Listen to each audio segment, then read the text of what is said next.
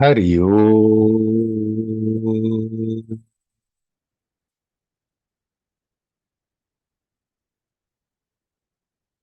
Hari Om.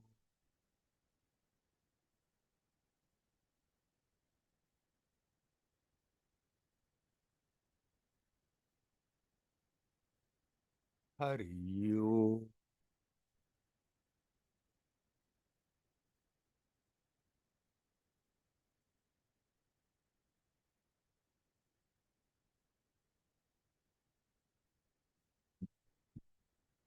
Hello, my friends.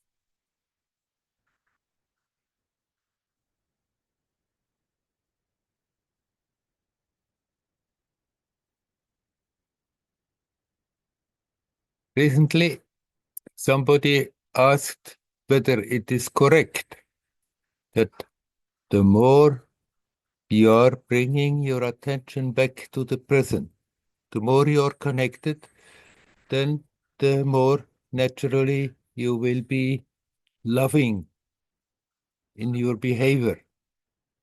Because that then it's not more possible that to express anger. Hmm. The first part is correct. Hmm. The more you are really immersed into that beingness, the more there is just a gentleness which is natural in your feelings.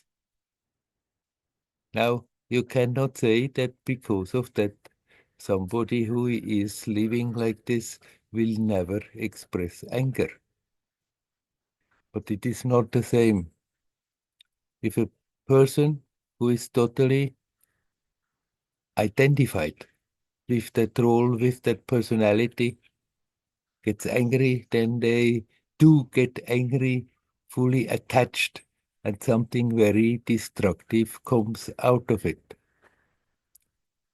Whereas someone who is detached from that, still, as long as the human form appears in this world, the whole range of emotions is there as a potential, and they may rise as a response to the circumstances,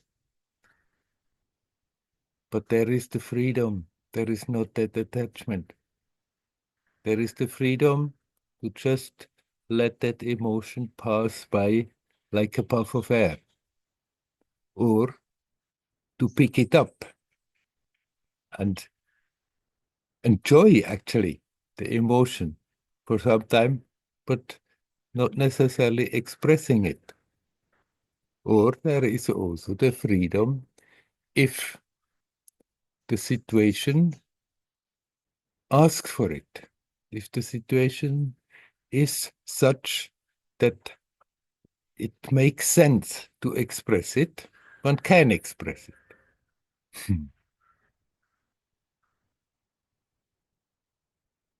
But not because I'm insulted and I have to somehow express it and teach a lesson. Simply sometimes it feels justified to express something like that.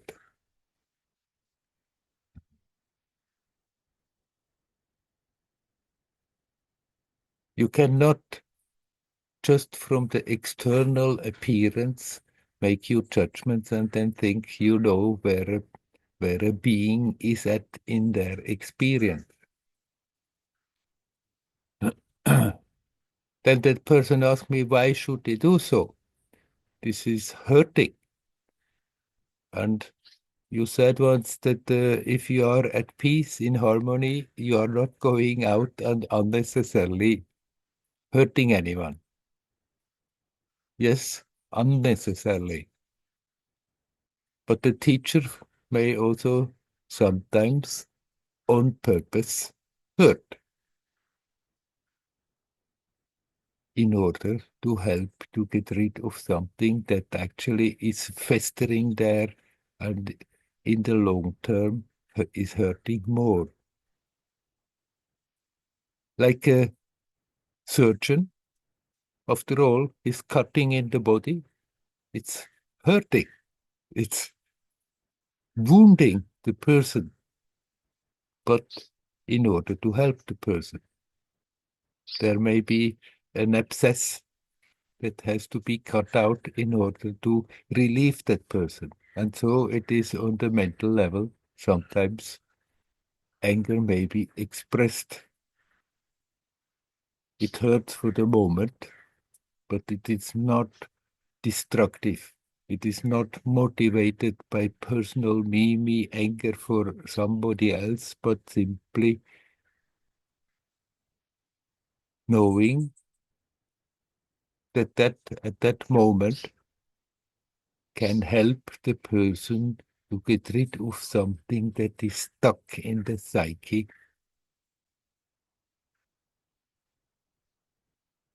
And is after that much the lighter, more open. Still, of course, it is tricky. Many teacher may play teacher and be full of their self-importance and react very annoyed about things, and then they can explain themselves away because then they have heard that a teacher can express anger for the good of the disciple, of the student. So I recommended him, and I recommend always to people, you just make your own judgment. If people come to you and say, oh, go to this teacher, go to that place, it's so fantastic, it's so full of power, and the experiences we are having is so fantastic, and you feel some reservation, you feel, that doesn't fit for me, then you follow your own heart and not what the other people say. And don't be afraid that you are missing something.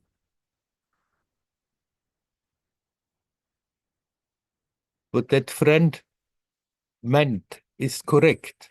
The more you are at peace, in harmony, the more naturally something very loving comes out of you. Simply, it's not said that sometimes also an angry reaction may be there. So what? There is not that attachment, it's not destructive. But the general tendency, he was right. Why? Because it is natural. Naturally, actually, humanity is nice. The humans would be nice, loving beings. Simply, our mind has been corrupted. We have been conditioned in such a way that we lose our naturalness, and then it's manifesting in so much pain and suffering and destruction. But naturally, we are all connected. So naturally, there is harmony and kindness. It comes natural. The more you are at ease with yourself, the more you are connecting with the essence. And then in the play, sometimes also an emotion that seems not to be so kind may be expressed. And at the bottom of it, there is still kindness.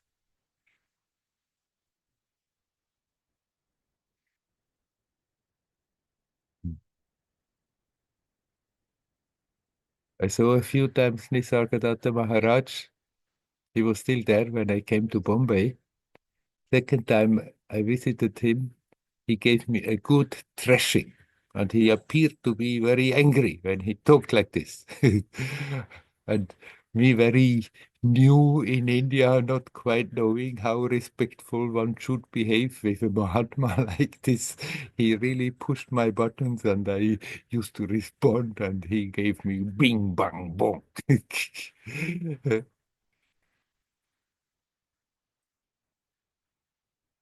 He did a great job there. Actually, a few weeks later, I saw a Spanish lady who has been there and who was there in that group. He had a little group usually who stayed a bit longer, and then after the satsang was finished, they stayed with him. And then there was a more an informal chit chat. And she said, after the satsang was finished, Nisargadatta, like a little boy, he was making jokes and enjoying himself. Ah, today I made a sadhu from the Chinmaya mission crazy, and having a good laugh about it. There was nothing evil. There was nothing destructive. There was nothing bad in that anger that he expressed. Actually, something really profoundly happened more than I was aware of at that moment. First, I just thought he's getting angry about what I said, but actually he was really pushing my attention deeper in my own resources. It did something that slowly, slowly after that started to grow and unfold.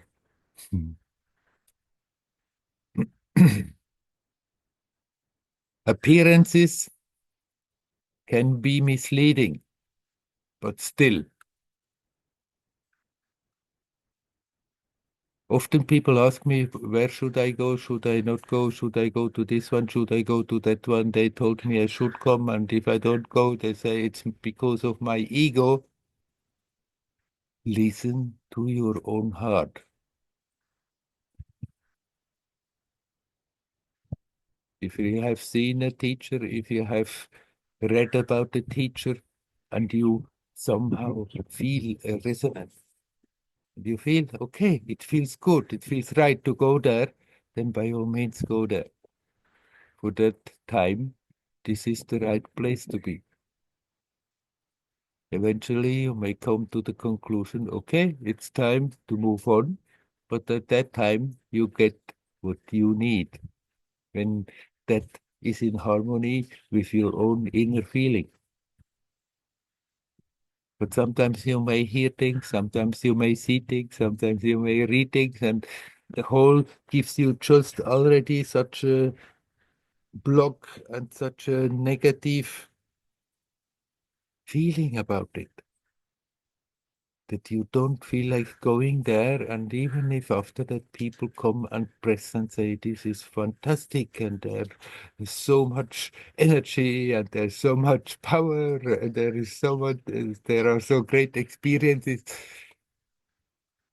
don't let yourself be pushed. Listen to your own heart, and then you find the right way.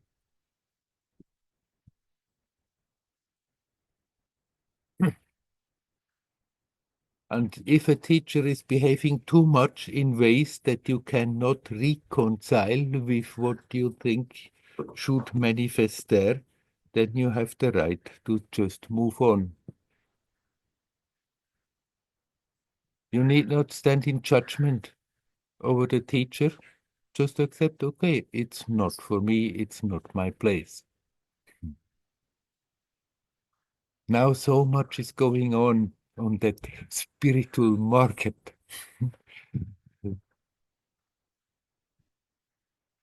Here at Arunachala's feet in wintertime, it's like a spiritual supermarket. There are so many satsangs, so many teachers come with their following. And then visitors who come here, they have the tendency to jump from one satsang to another, hoping the more they are consuming, the more they are getting. Doesn't work like that. In contrary. If one is going too much round from one to another, there may be more confusion that comes out because everybody chooses their own words. Often it may be contradicting, and then instead of getting quieter, one may get more confused and think, what this one says like this, that one says like that, and what is it? What is the truth?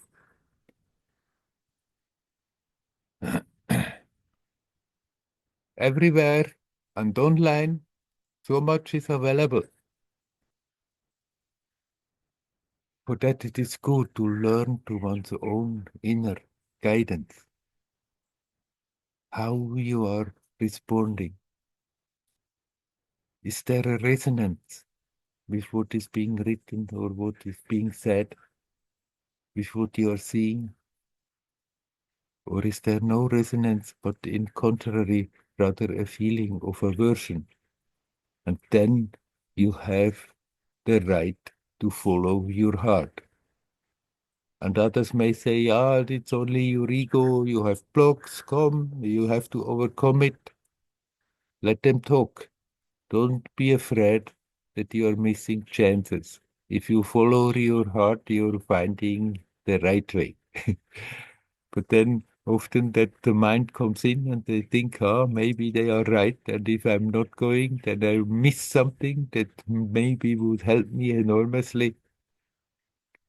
Follow your inner guide. And then you find the right places. I had a whole line of teachers before I came to Amma. Maybe, not maybe, I did project all kinds of things in them, but I felt very much in tune with them. And at the time I met them, because of that openness, they could give me what I needed at that time. And then somehow it always happened that either the circumstances changed in such a way or something happened and there was a natural movement to go ahead, to move on.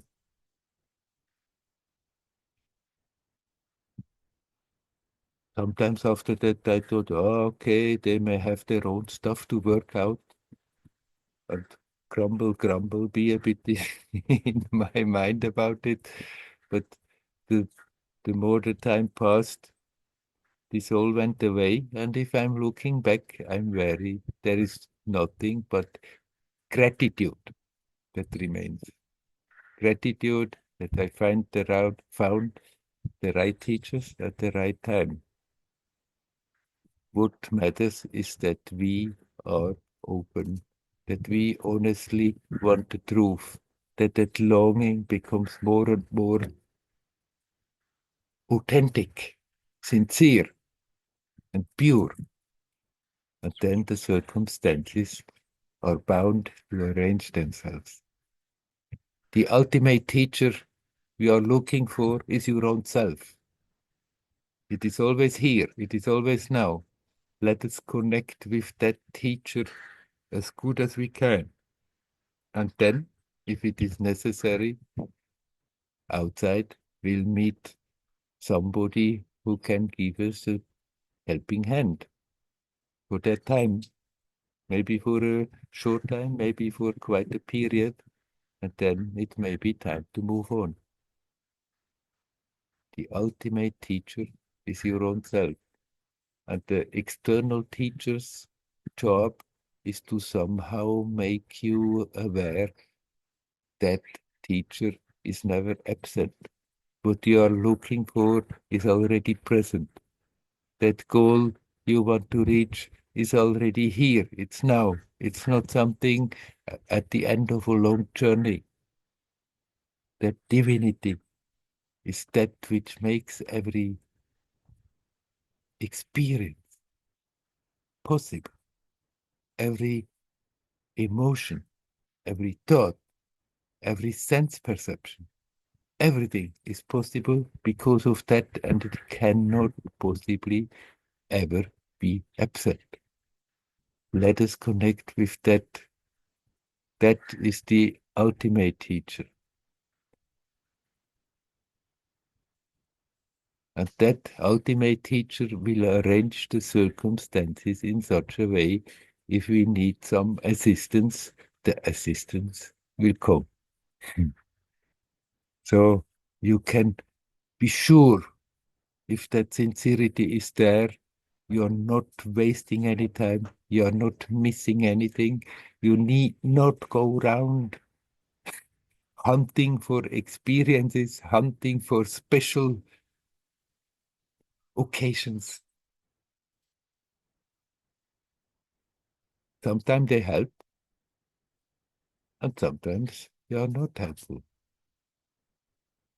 Some people may be pushed in an experience with the power of somebody, but after that, they don't get the support how to deal with it harmoniously.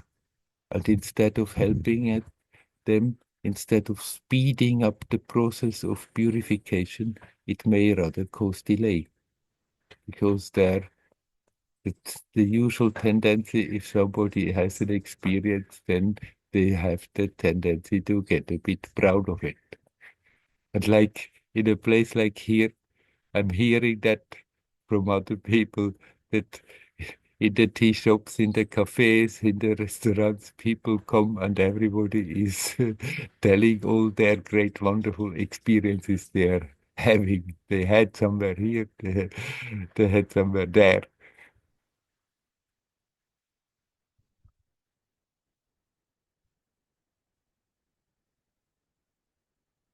What is really happening profoundly, what helps us to get rid of, what is disturbing us, not just a momentary experience, but helps us to get rid of rid of what is disturbing, what prevents us from being natural. That is what matters. That we reduce that load that we are carrying on without being aware that we are carrying it. Hmm.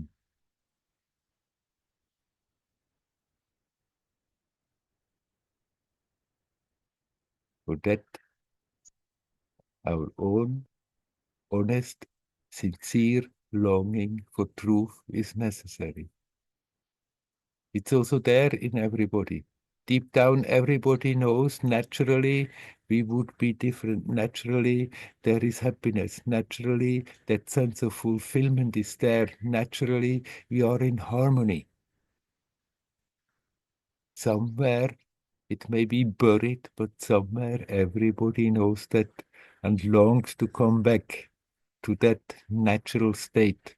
We are after that running after so many things, hoping that may bring it about, but it doesn't work if we are not looking in the right direction.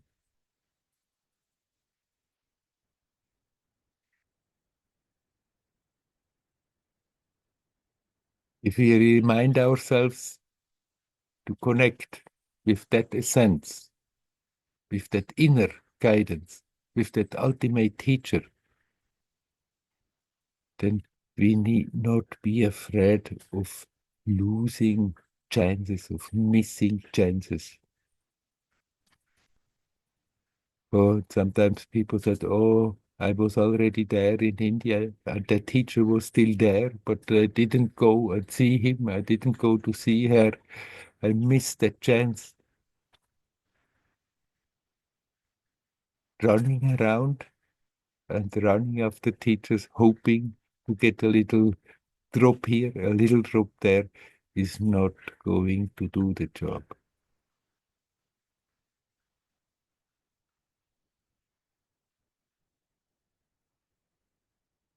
Teachers give pointers. Teachers sometimes give a little push.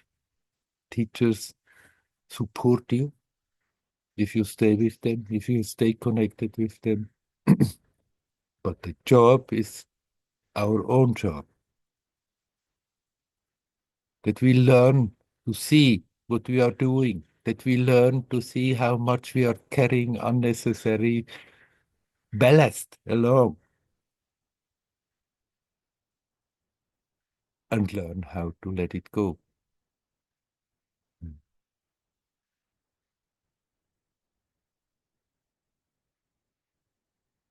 Okay, I stop talking about this all by myself. And I'm asking you, my friends, is there anyone who would like to come in and say something? You're welcome to do so. I see we are only a few today, so never mind.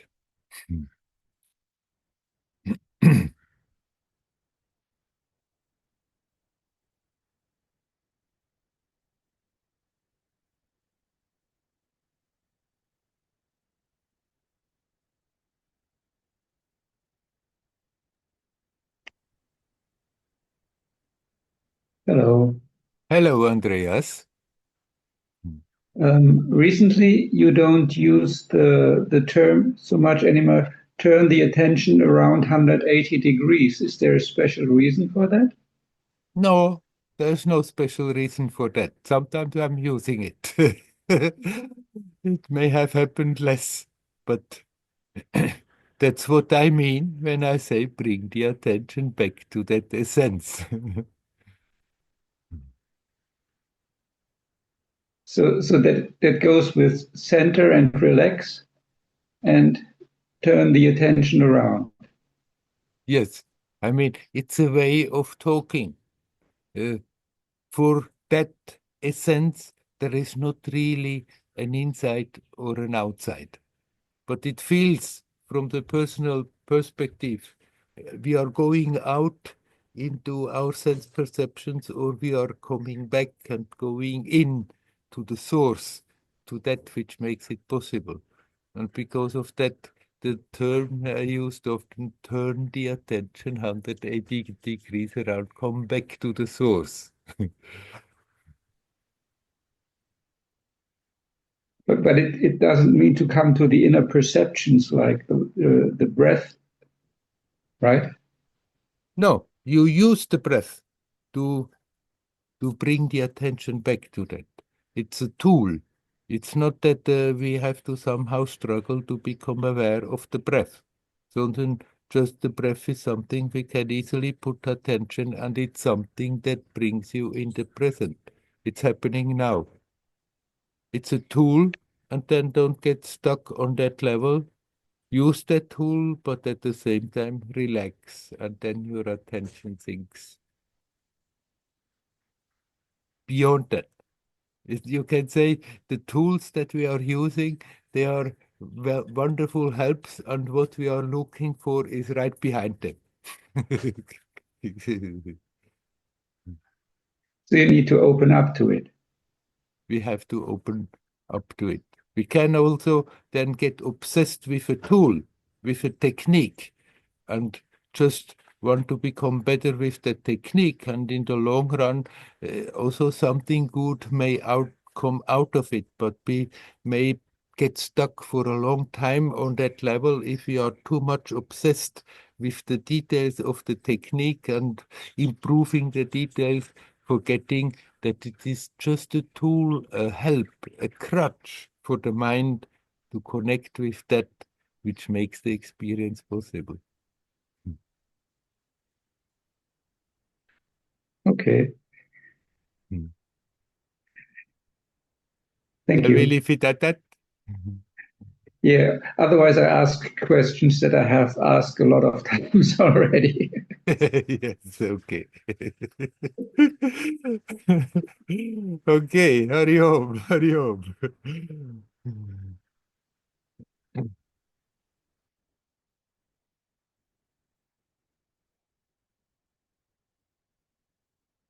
Is there anybody else who would like to come in?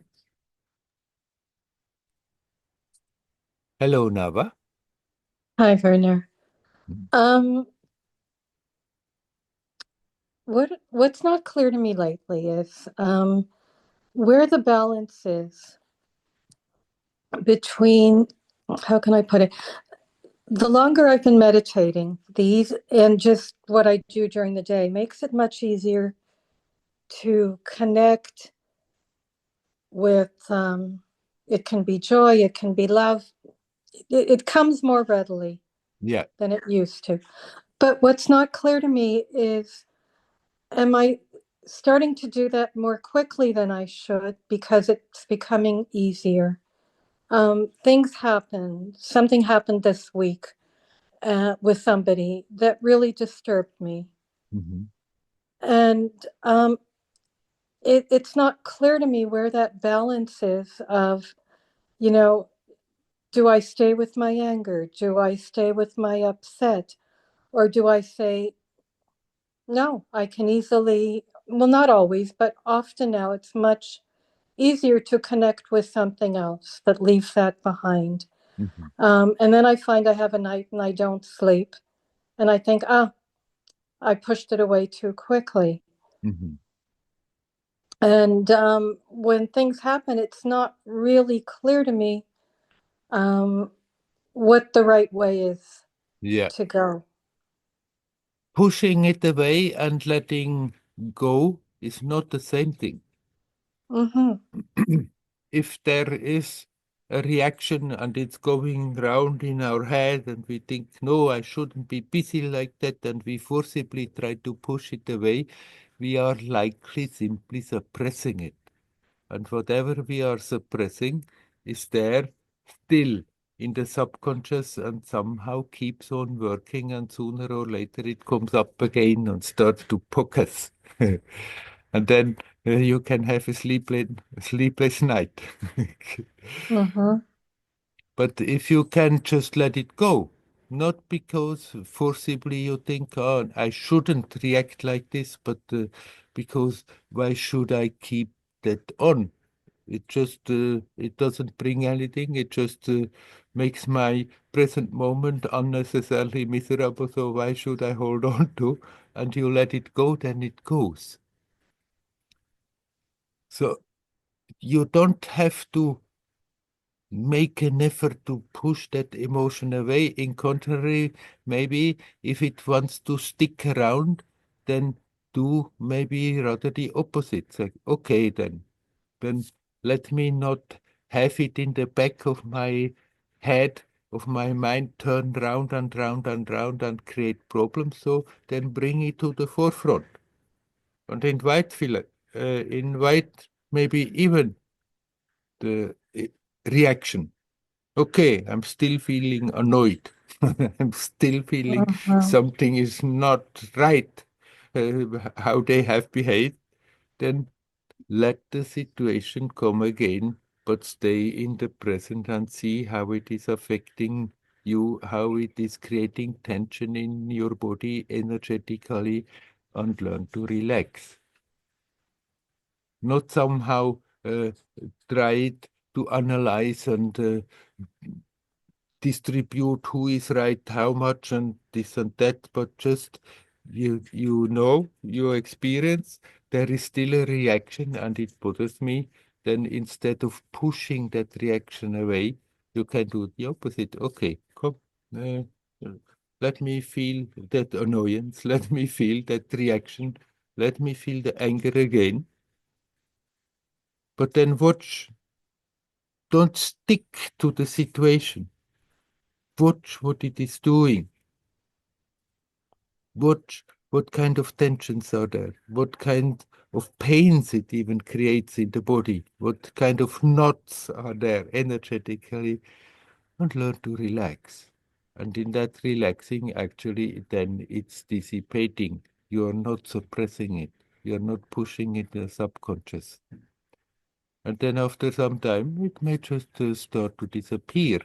It keeps going because we are interested in it, because we keep on repeating to ourselves consciously or unconsciously, it's not right how they are. They don't have the right to behave like this. How can they dare? How can they be like this? It's not right. It's not good. And we keep on turning this kind of arguments round and round and keep it alive.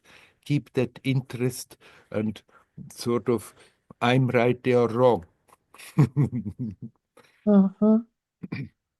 And then when we consciously let the reaction come, we just redirect the attention from that level. Don't try to solve the things on that own level, but simply see what the experience is doing and how unnecessarily we are keeping on feeding energy into it and just make it more difficult instead of finding peace.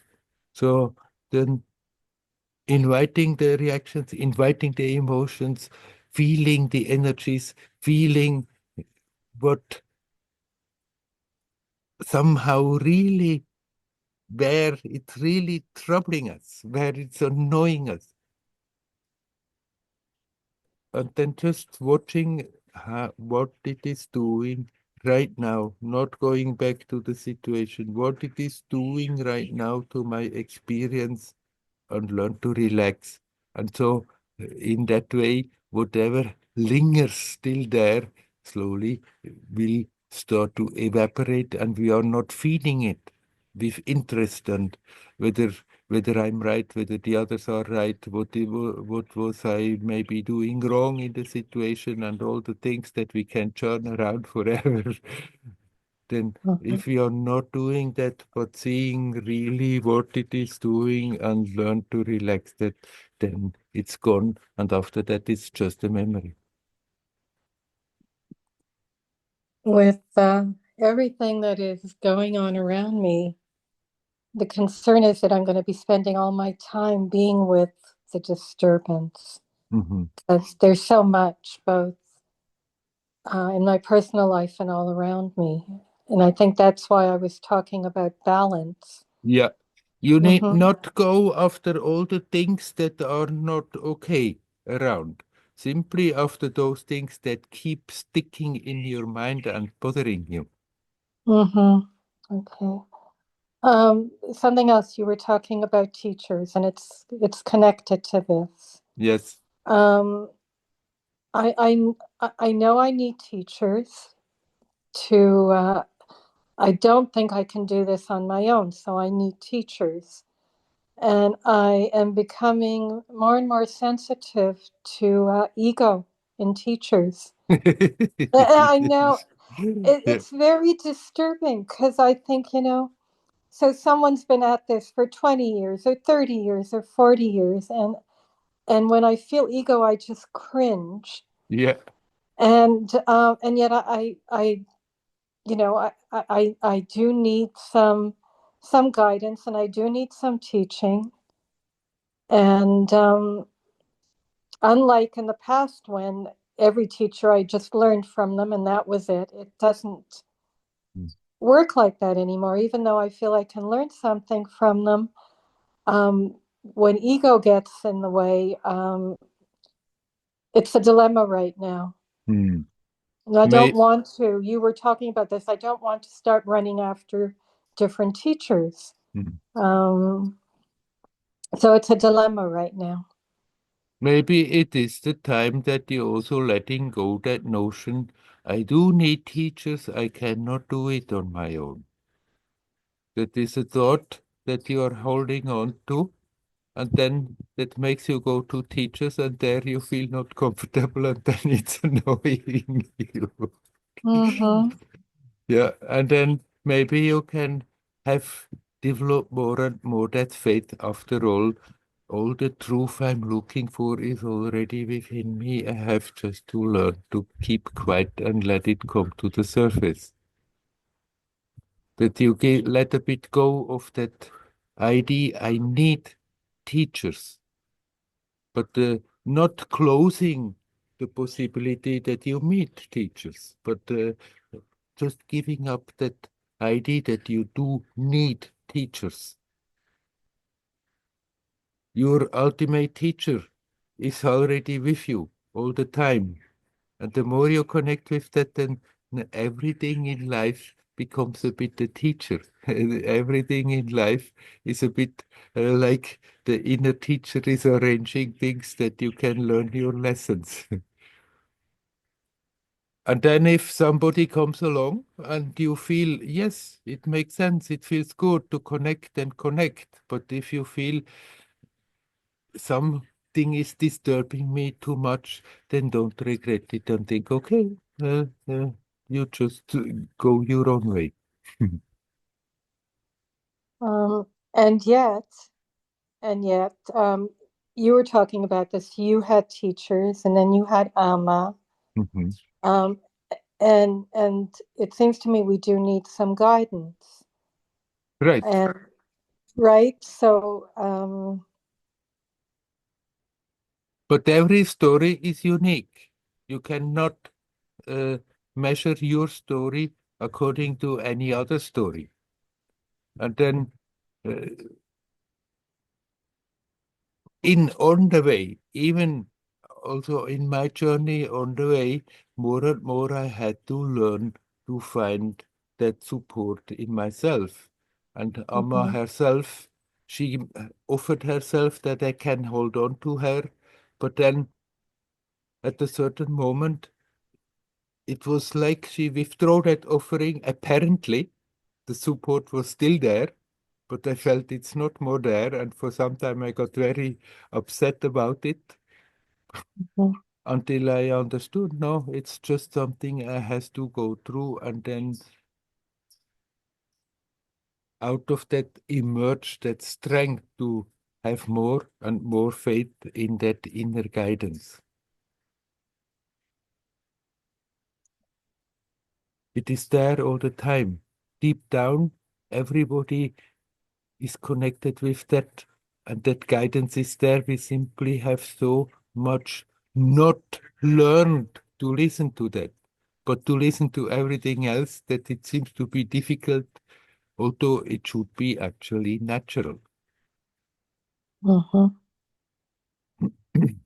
yeah, And then sometimes a teacher may, with bigger than life stories, do all kinds of things that eventually cut you off, and you are forced to go deeper into your own resources.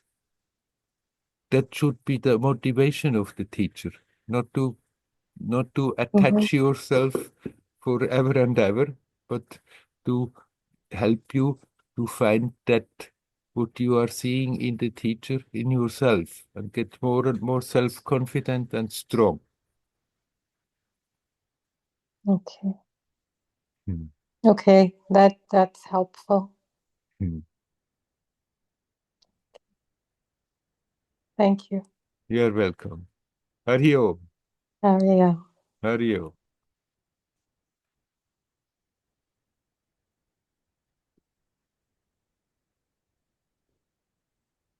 Is there anybody else who would like to come in?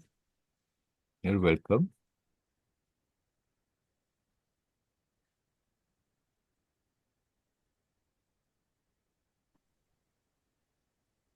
Hari Om. Hari Om. Vikas. Hmm. Werner, my problem is my chantings and my meditations are not going good these days. Mhm. And uh, previously, I used to do my chanting at a separate place, location, in my room. Mhm. But now I do it on my bed, like just before I'm going to sleep. Mhm. And then I put my this bead under my pillow and then I sleep. Yeah.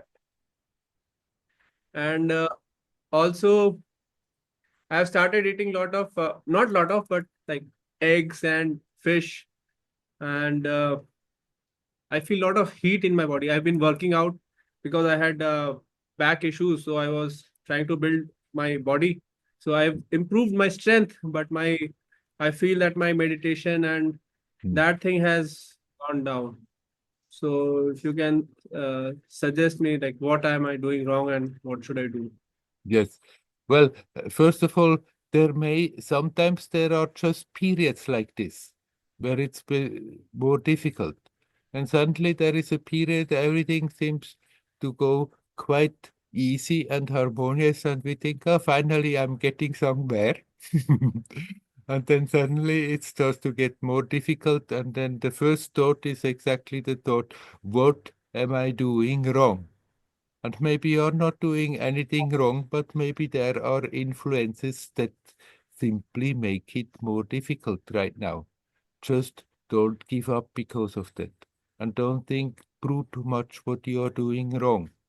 If you feel that your eating habits disturb you mentally, then you can adjust. But you don't think it out and think it may be like this, but you listen to your body.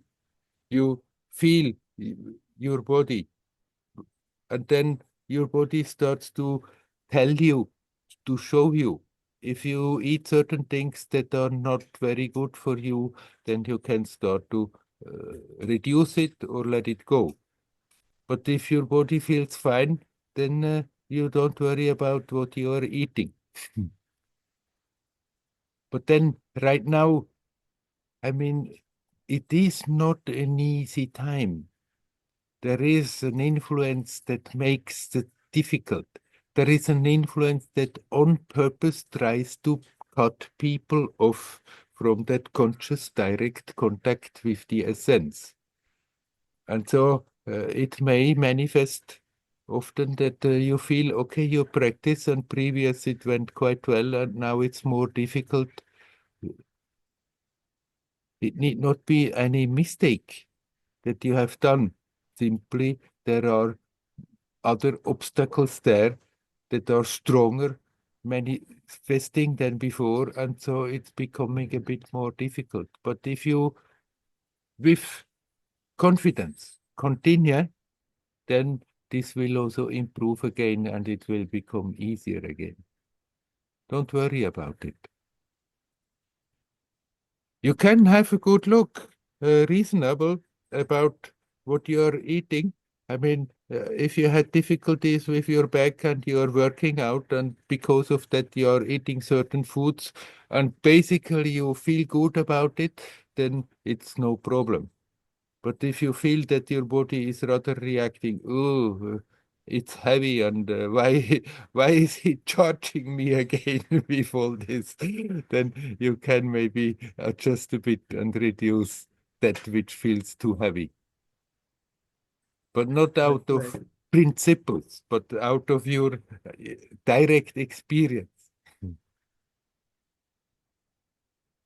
And I wanted to ask one more question. You said about inner calling, and like sometimes the urge is more of egoistic urge. Like I Yes, would like to do something.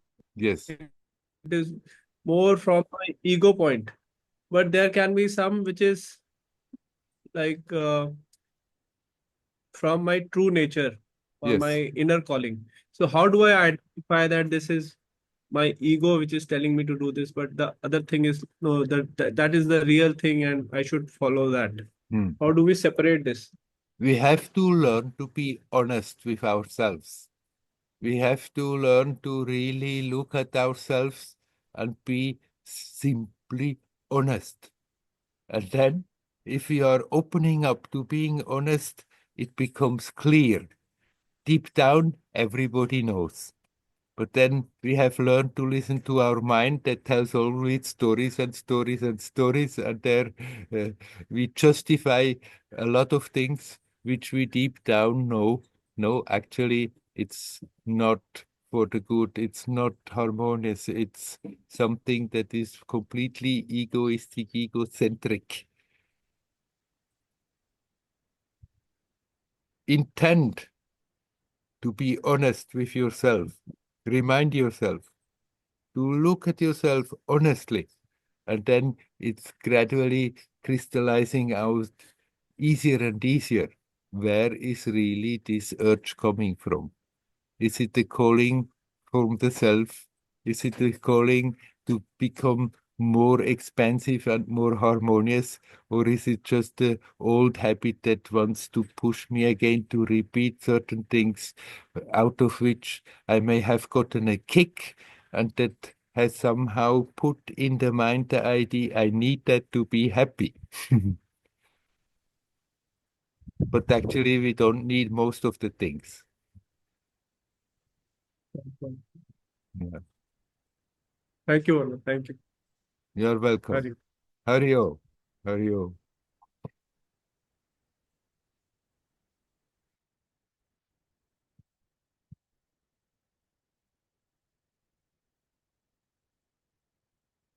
This is something everybody is struggling with.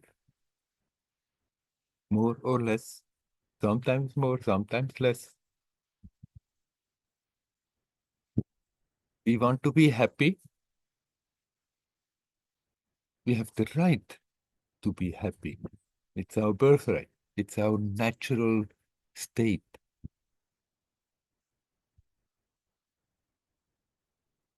But then we have learned to equate happiness with so many things, with our external circumstances, doing this, doing that, adjusting the circumstances. Wherever we are, there are always these things that are nagging, that are not good. And one can go on adjusting the circumstances, being obsessed with that, being driven to always either run away or add something more or do this or do that, hoping that somehow the circumstances are more bringing me a sense of fulfillment or happiness. They don't. That sense of happiness, that sense of fulfillment comes out of ourselves. Nothing wrong with choosing the circumstances if we can. Nothing wrong with improving the circumstances if we can easily. What is creating the trouble? That is when we are getting obsessed and making our well-being dependent on that. That somehow the thought is fixing itself in our consciousness that as long as this is like this, I cannot be happy. This has to change. And even if we change it for a moment, it seems to do the job, then it becomes commonplace and the old nagging starts again. It goes on. It's a never-ending story. Become aware that happiness we are experiencing, even when we are adjusting the circumstances, even if we are fulfilling desires, is not coming from the situation. It's not coming from the things. It's not even coming from other people. It's coming out of ourselves. If we are comfortably adjust the circumstances, then we let go, and in that letting go, that inner happiness can come to the surface, and we become aware of it. After that, attributing that sense of well-being to the circumstances, but that's where we are making the mistake.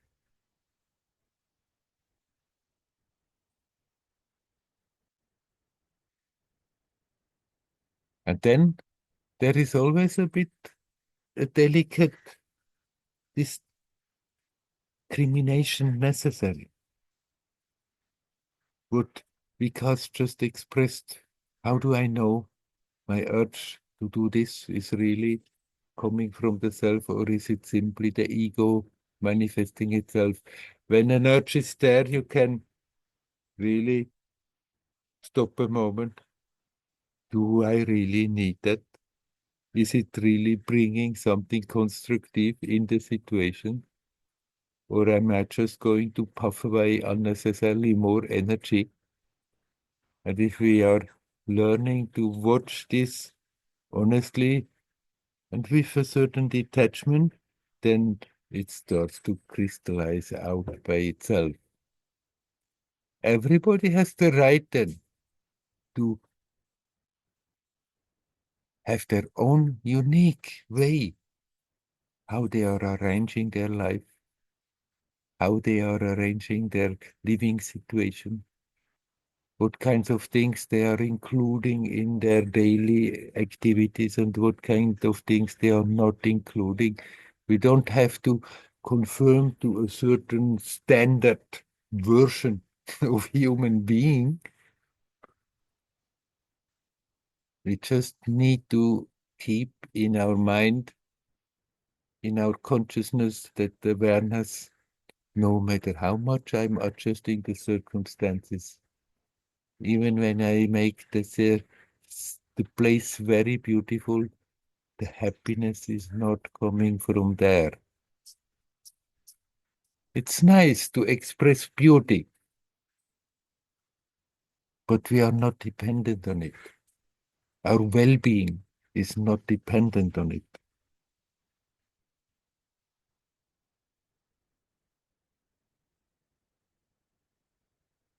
And if we are honest, if we learn to be honest, gradually it's getting easier and easier to discern where the motivation to do some things come from.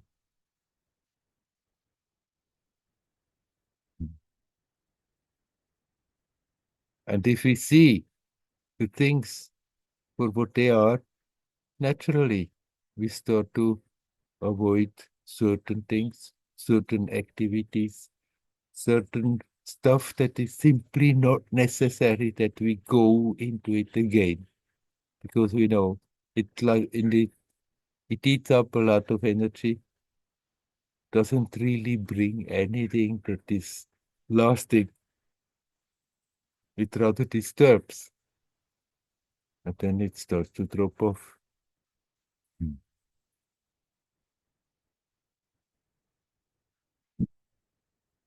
Okay, I'm asking you again. Is there anyone else who would like to come in and say something? You're welcome.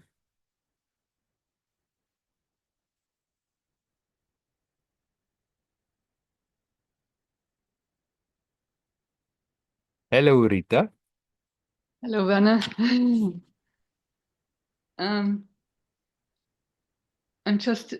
I have a question. I'm just a little bit confused with what you said. That you can look and try to distinguish what comes from the self and what comes from the ego. But if I'm looking for an improvement, I mean, as I understand it, it always must come from the ego because the self doesn't need a change. The self, the true nature is happy with whatever there is. It doesn't need a change. So, and still I understand there is a difference. I tend to, I'm a very open person, and so many ideas often come in my mind what I could do. And for me, it's important not to do too much. I realize if I take some time to listen, then it gets more harmoniously. But how can you say something comes from the ego and others? I'm a little bit confused about that because the self doesn't need any change, as I understand it. You know what I mean? Mm-hmm. Yes, you're right. The self doesn't need anything. Mm-hmm. Yeah. And yet we are here. That being that you are, it's projecting an aspect into this time, into this space. Mm-hmm. And there, that projection is a role that you're playing. Mm-hmm. It's not really what you are. But then that is projected here in order to gain experience. Still, self doesn't need a change, essentially remaining always the self, the same.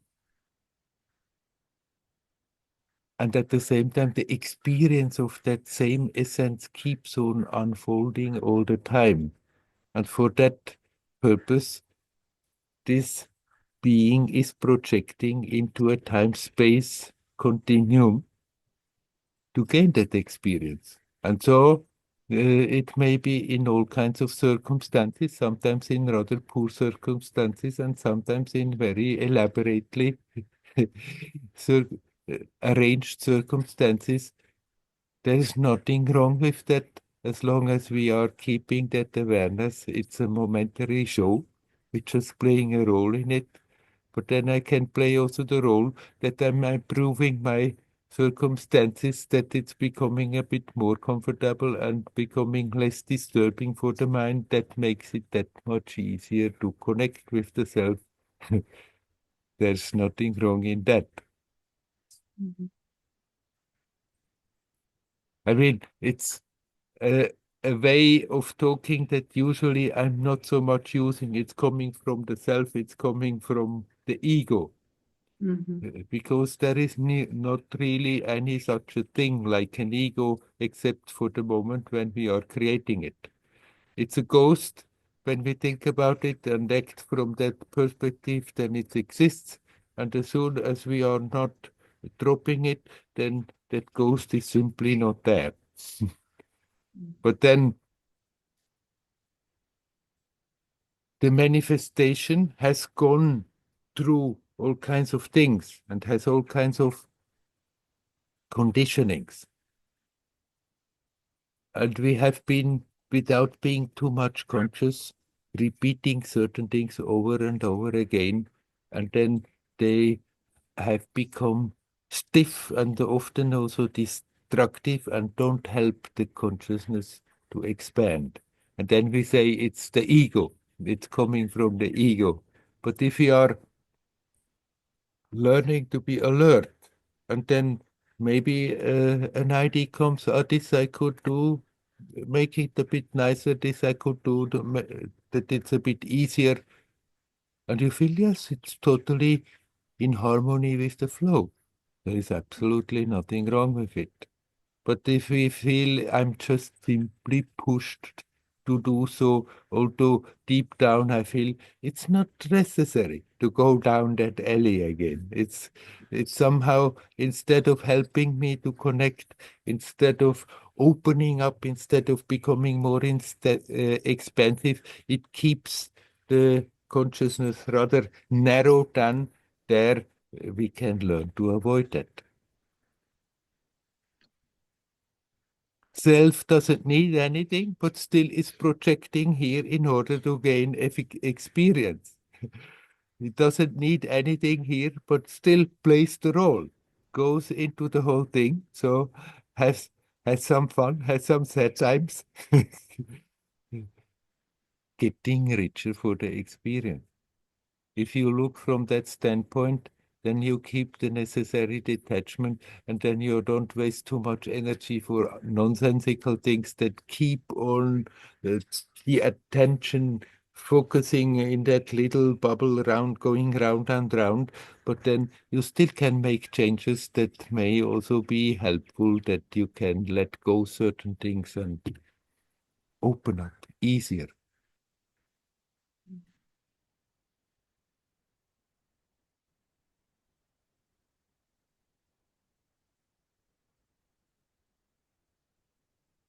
Yeah, when I listen to you, yeah, it comes down to I come down to the point that it's my job always to listen, and nobody else can tell that, or nobody, or it's not good to compare. Um, um, yeah, maybe it's, yeah, yeah. So I get from what you said that it's important always to listen. How does it feel like? Yes. How Don't think that anything that could make you happy is something wrong. It's coming from the ego.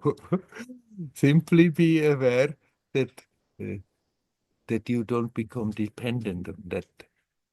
The happiness in the situation, even yeah. if it's connected with something nice, there's a nice situation, that actually it's not coming from the situation, but the situation has given you the possibility that you open up enough, that you relax enough, that that happiness that is there all the time has more a chance to come to the surface and be experienced.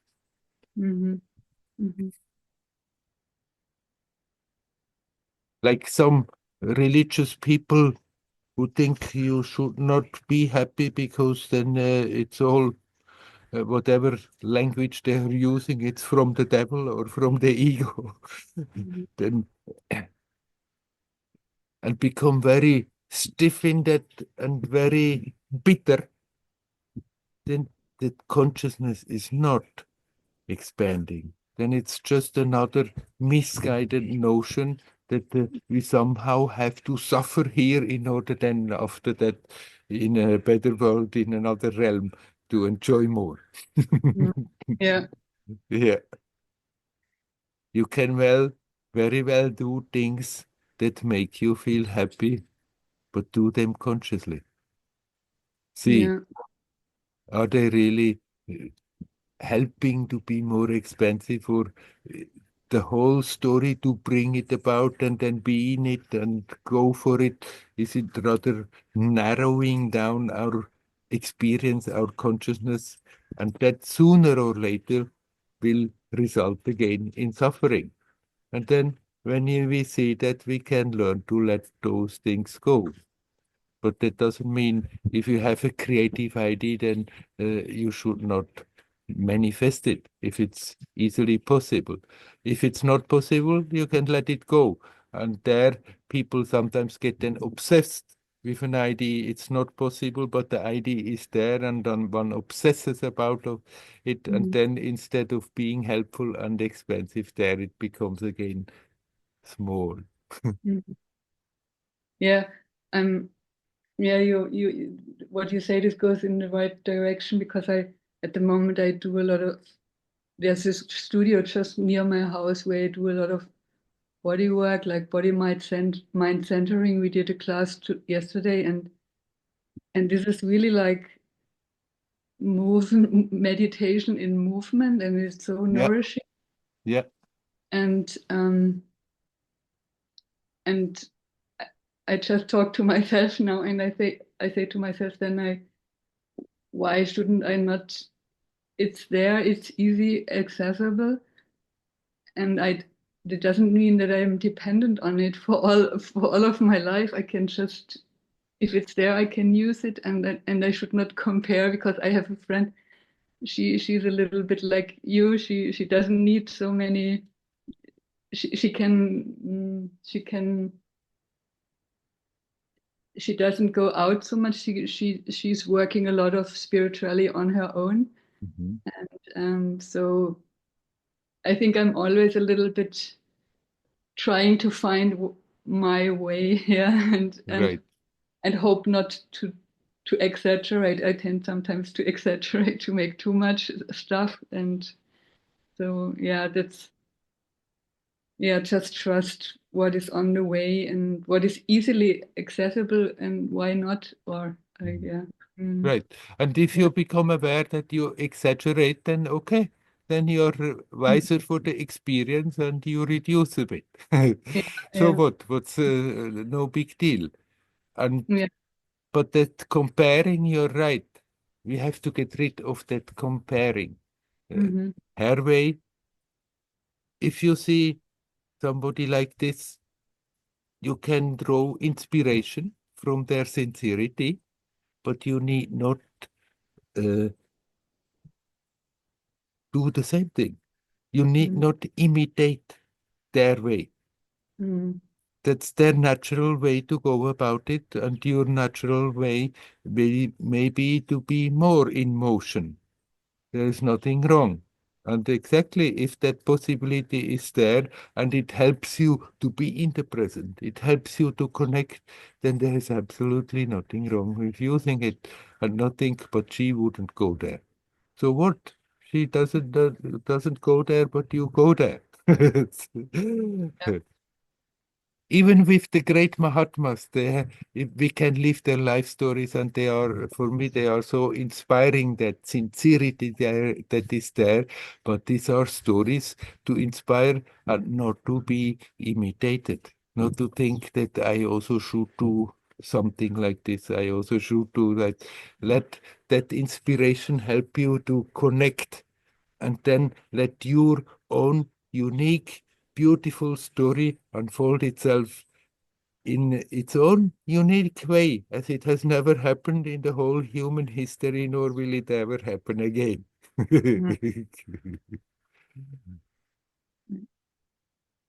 Ooh, thank you very much, Werner. It had a lot of resonance. Thanks a lot. You're welcome. Hari Om. Hari Om. Om. Hari Om.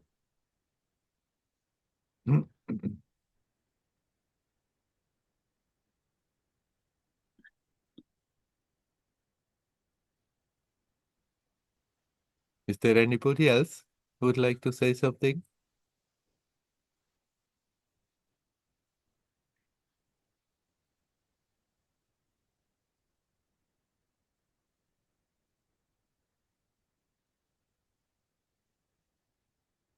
We are all one. Essentially, we are all one. We are all the same. In that all oneness, there is the multiplicity. There is no separation. All is connected. But in that oneness, there are myriads and myriads of centers of perception. Essentially the same, and yet each one is unique.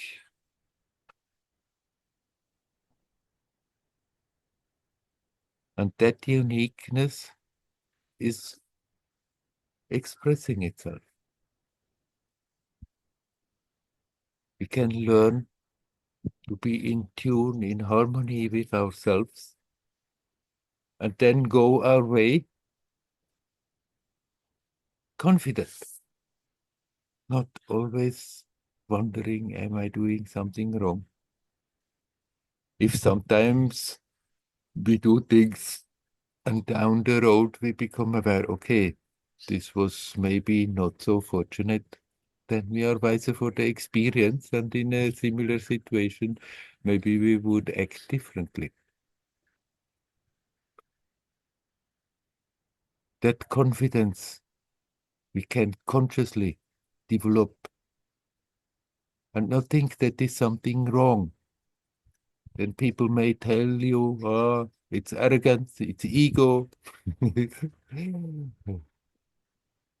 If we are getting self-important, if we are taking ourselves very important as a person, then it becomes, of course, arrogance. But if we have a good look, if we are alert, if we connect as good as we can with the essence, we have the right to go our way, the way we feel it is good and it's helpful and it's in harmony and we are resonating with it. Nobody has to imitate others. We can draw inspiration. Sometimes somebody is doing something and we catch an aspect and integrate it in our own story. Thank you very much. But let that own inner beauty express itself more and more, playfully, joyously, with confidence. If we are alert, then we become aware when we are doing things, when we are acting in ways that our consciousness rather again has the tendency to narrow down, to get more caught up in that little me, I, me, mine bubble. If we are alert and see that, then we can act on that and work on that to let that go. But there is no blueprint how we have to live our life in our external actions that after that is applicable to everybody. The more you are in harmony, the more you will be in harmony externally. You are not going to out and create troubles for others just for the fun of it or for some silly egoistic reason. And then our action become an expression from the self. But sometimes people may have expectations of us. And if we are true to ourselves, we may not fulfill those expectations, and then they may also not be happy about it. And they may come and say they feel hurt, but actually it's not you, it's not I, it's not we that are hurting them. If we are true to ourselves, they hurting themselves with their expectations and their selfishness, that they think they have a right to think how you should spend your life.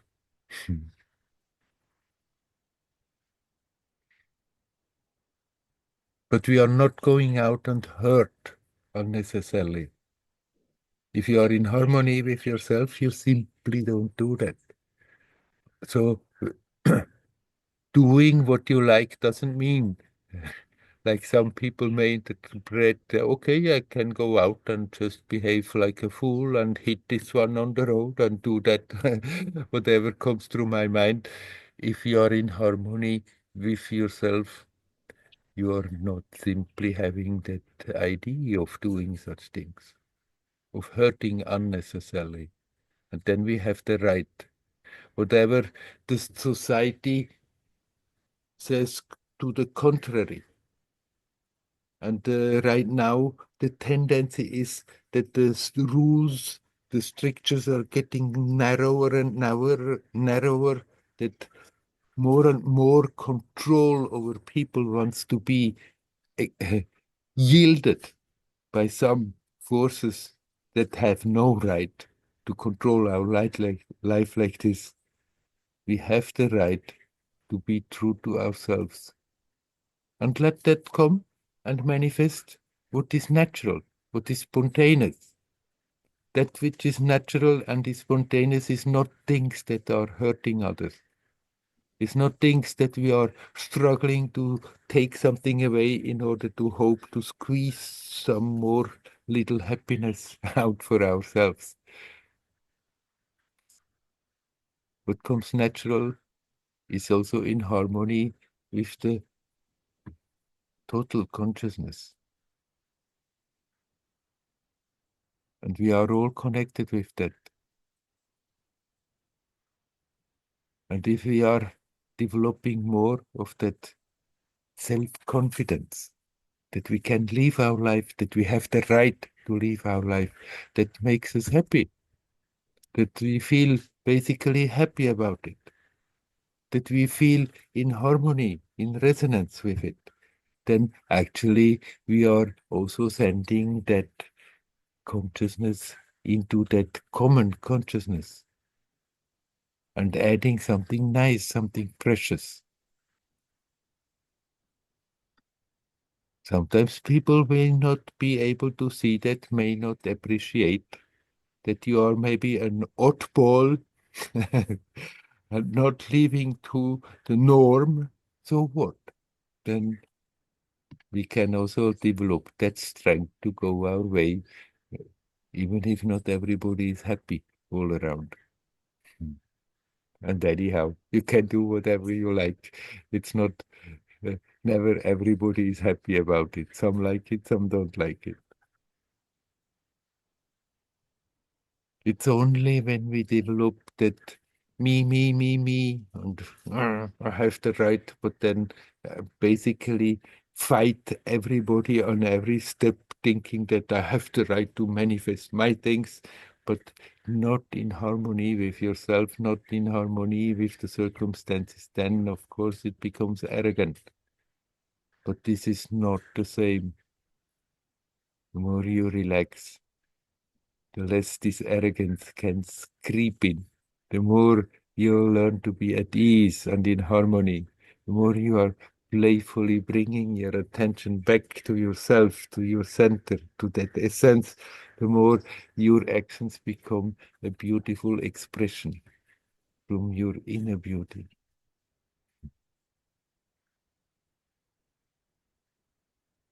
And each story is different. And there is absolutely nothing wrong with that.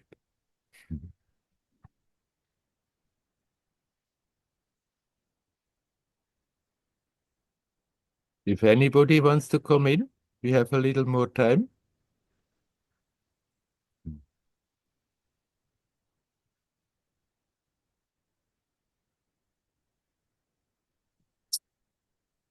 There are two squirrels right there, right here. Now they're all on the roof. Rita, you are back. Hello. Me again. I just want to say it's not this friend who is saying she's very open, I should live different. It's always a little bit in my mind. And I just realized that when the teaching says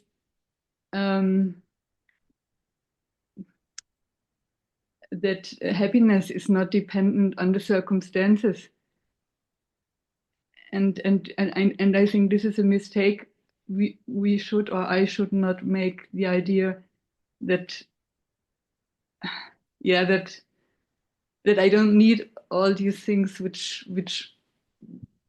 or this is just a little bit nagging sometimes, or it's just a little bit this idea that then you don't need anything out, you can just sit and be happy, you know. Right. um You can just sit and be happy, but you can also go to that place and do your moving meditation in whatever way and be happy yeah there. yeah, that's right. Yeah, and that's very important, not to make this mistake that you then just have to sit. And I do it, I explain it in an extreme form, just to sit Mm. and I think I must just go with the flow. Yeah, just go Yes. with the flow. Yeah. Mm-hmm. If that is natural for somebody, then that is the right thing to do. To just sit and do nothing. Mm-hmm. Yeah. But if somebody for whom this doesn't come naturally and they try to force themselves to do so, then Yeah. actually not much creative, beautiful is coming out of it. Mm-hmm. Is a Then stress. sooner or later somebody will get so frustrated and throw everything away. Yeah. I Yeah. mean, sometimes people may do so who are naturally active, but still go for a retreat for some time and think, okay, I'm doing that for a few days, full discipline, but then come out and then integrate it again in the daily life, in the active life. For most Mm-hmm. of the people, the most natural is that you have a balance program, that you have your time where you are stepping out of the current of events, being at ease, quiet by yourself, and then having your time where you're active, where you're with people, where you're doing things, and learn to be more and more meditative in all those activities also. Mm. Yeah. Yeah. So it's not your friend who wants to impose it, but you have the tendency to impose it. Yeah. Yeah. That's right. Right. Mm-hmm. To think that is good what she's doing, so why should I do something different? And she is she and you are you. Although you are essentially the same, you are a different expression of that one essence. Yeah. I mean, from my mind, I know this is her way and this is my way, but still there's um I always have, I'm still kind of have to allow myself Mm. this playful, joyously, naturally, spontaneously way. These words which you used today, playful, joyous, natural, spontaneously, that's what I experience when I do this movement. I call it meditation. They are not called meditation. It's called body mind centering, but it always has an aspect where we listen to our bodies, Mm. or do partner work, and then we go into movement, and it's like it's really nourishing. And then I'm calm, and yeah, and so why shouldn't I not do that? Yeah. Why should you not do that?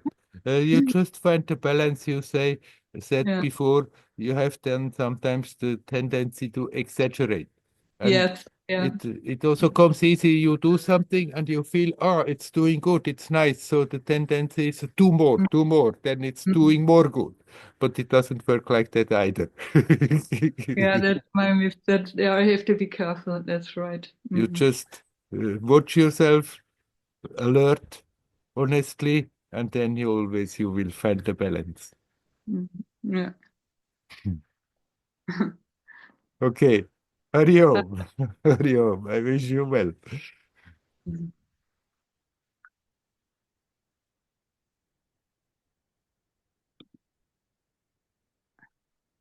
It's good to remember this is a temporary story.